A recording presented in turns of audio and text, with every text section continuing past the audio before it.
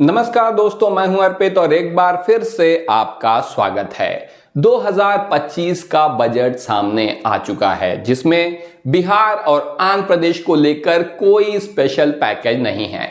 इसीलिए ऐसा कहा जा रहा है कि नीतीश कुमार और चंद्रबाबू नायडू इससे काफी ज्यादा भड़के हैं, जिसकी कीमत प्रधानमंत्री नरेंद्र मोदी को चुकानी होगी। अगर बात करें नीतीश कुमार के बारे में, जहां इस साल क्या कुछ महीनों में ही बिहार में विधानसभा चुनाव का भी सामना करना है, उन्होंने तो स्पष्ट कर दिया है अपनी मांगों को प्रधानमंत्री के सामने। आप देख सकते हैं, जी न्यूज की खबर है ये। नीतीश कुमार ने पीएम मोदी को लिखा 32 पन्नों का लेटर।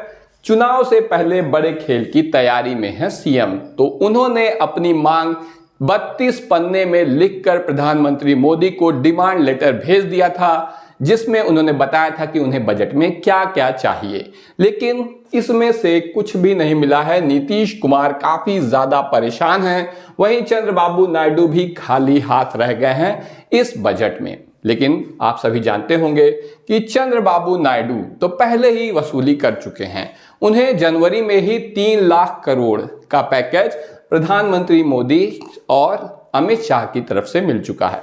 ऐसे में नीतीश कुमार फायर हैं, क्योंकि खेला खाली उनके साथ हुआ है, चंद्रबाबू नायडू के साथ नहीं। आपने देखा होगा कि नीतीश कुमार पिछले काफी समय से भारतीय जनता पार्टी पर दबाव बनाने का प्रयास कर रहे हैं।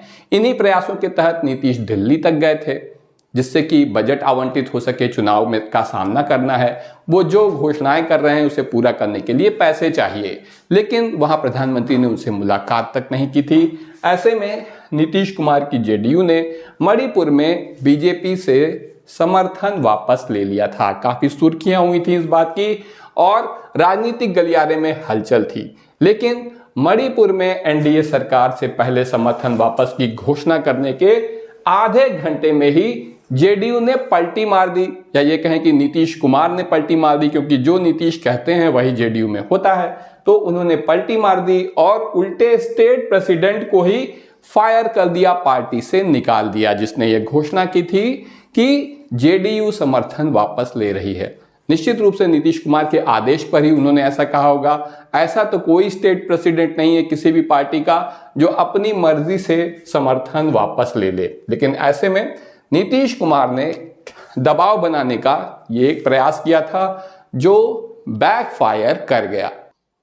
इसके पहले ही नीतीश कुमार एक लेटर के माध्यम से 32 पन्नों के अपनी डिमांड मोदी जी को बता चुके थे, लेकिन अब ये खाली हाथ हैं। लेकिन इनकी डिमांड्स क्या क्या थी, नीतीश कुमार ने क्या कुछ मांगा था, आइए हम आपको बताते हैं। इन्होंने मांगा था बाढ़ नियंत्रण के लिए 13,000 करोड़ रुपए की मांग की थी। इसके अलावा राजगीर और भागलपुर में नए हवाई अड्डे का प्रस्ताव किया था। सौर ऊर्जा के क्षेत्र में 50 और 100 मेगावाट के पार्क बनाने की योजना थी। लेकिन सबसे जो खास मांग है वो है 2025 के विधानसभा चुनाव से पहले विशेष पैकेज की मांग, क्योंकि बिहार में विधानसभा चुनाव होने हैं। बहुत सारे शिलान्यास और रोज ही नई घोषणाएं कर रहे हैं नीतीश कुमार अपनी प्रगति यात्रा में, लेकिन इन सभी को पूरा करने के लिए जरूरत है पैसे की। पैसे मिलते हैं केंद्र से, और इन्होंने समर्थन इन्हीं शर्तों पर दिया था भारतीय जनता पार्टी को, लेकिन इनमें से कुछ भी पूरा नहीं हुआ है। बजट में बिहार की बल्ले बल्ले है, ऐसा कहा जा रहा है, क्योंकि ऐसा नहीं है कि बिहार को कुछ मिला ही नहीं है, लेकिन जो नीतीश ने मांगा था, जो हमने आपको पूरी लिस्ट बताई, उसमें से कुछ भी नहीं मिला है। आप देखिए, जागरण की खबर है, बजट में बिहार की बल्ले बल्ले 7 बड़ी घोषणाएं हुई हैं। निर्मला सीतारमण का ध्यान है बिहार पर, क्योंकि भारतीय जनता पार्टी को भी बिहार में चुनाव लड़ना है और वो यहां सरकार बनाना चाहती है, सबसे बड़ी पार्टी बनना चाहती है। लेकिन एक खास बात जो चाहती है कि नीतीश कुमार का कद बड़ा ना होने पाए, वो चुनाव के बाद मजबूत बनकर ना उभरें, जिससे कि मुख्यमंत्री की कुर्सी पर दावा ना कर सकें। ऐसे में इसी बात का मजाक अब आरजेडी की तरफ से भी उड़ाया गया है। नीतीश कुमार के ऊपर तंज कसा गया है। क्या कहा है आरजेडी ने, देखिए, बजट में बिहार के साथ छलावा, धोखा हुआ है। सीएम नीतीश पर आरजेडी का तंज। क्या कहा है तंज में, चंद्रबाबू नायडू ले गए अपना हिस्सा। यानी आरजेडी ने स्पष्ट कर दिया है कि भाई चंद्रबाबू नायडू तो पहले ही अपना हिस्सा ले गए थे, जनवरी में ही उन्हें 3 लाख करोड़ की सहायता मिली थी केंद्र की तरफ से। ऐसे में अगर उन्हें बजट में कुछ खास नहीं भी मिला है तो कोई बात नहीं, वो अपना हिस्सा ले जा चुके हैं। लेकिन नीतीश कुमार को क्या मिला, वो तो खाली हाथ ही रह गए हैं। आगे आप देखिए, इसी बात से खिसियाकर नीतीश कुमार ने भारतीय जनता पार्टी के ऊपर बड़ा हमला बोल दिया है, वो भी भाजपा की दुखती रग पर हाथ रखकर। आप देख सकते हैं, नीतीश कुमार ने बजट की घोषणा होने के ठीक बाद यहां पर ऐलान किया अपने ट्वीट के माध्यम से, और उन्होंने क्या बताया कि कुंभ हादसे में, जो कि उत्तर प्रदेश में हुआ है, जिसको लेकर लगातार उत्तर प्रदेश और केंद्र सरकार घेरी हुई है, कुंभ हादसे में बिहार के कुल 11 श्रद्धालुओं का निधन हुआ है। 11 श्रद्धालुओं का निधन हुआ है, जबकि प्रदेश सरकार यानी यूपी की सरकार का कहना है और केंद्र सरकार का कहना है कि यहां पर बिहार से सिर्फ 8 लोगों की मौत हुई थी।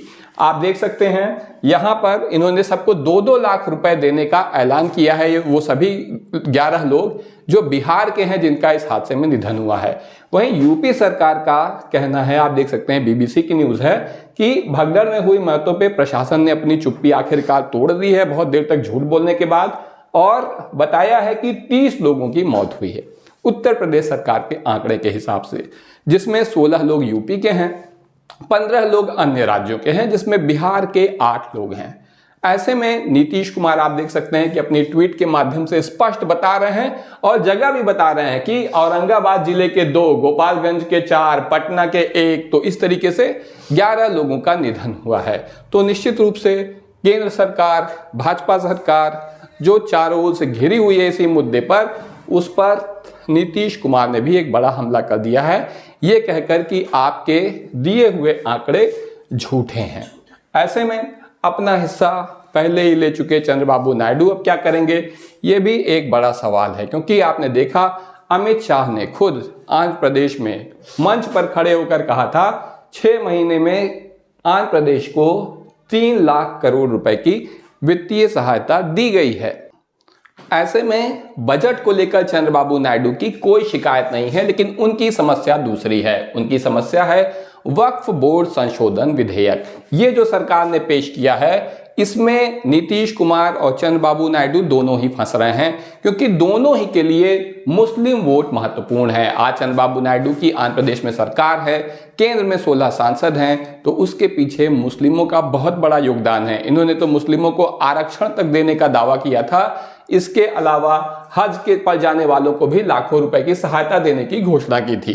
टीडीपी ने स्पष्ट कर दिया है कि हम ये वक्फ संशोधन बिल नहीं लाने देंगे। टीडीपी के उपाध्यक्ष नवाब जान उर्फ अमीर बाबू ने ऐसा कहा है। उपाध्यक्ष हैं पार्टी के, तो आप पार्टी में इनका कद समझ सकते हैं। वहीं नीतीश कुमार के बारे में आप देखिए, नव भारत टाइम्स की रिपोर्ट कि बीजेपी के विशेष हिंदू प्रेम से टेंशन में सीएम नीतीश कुमार। क्यों?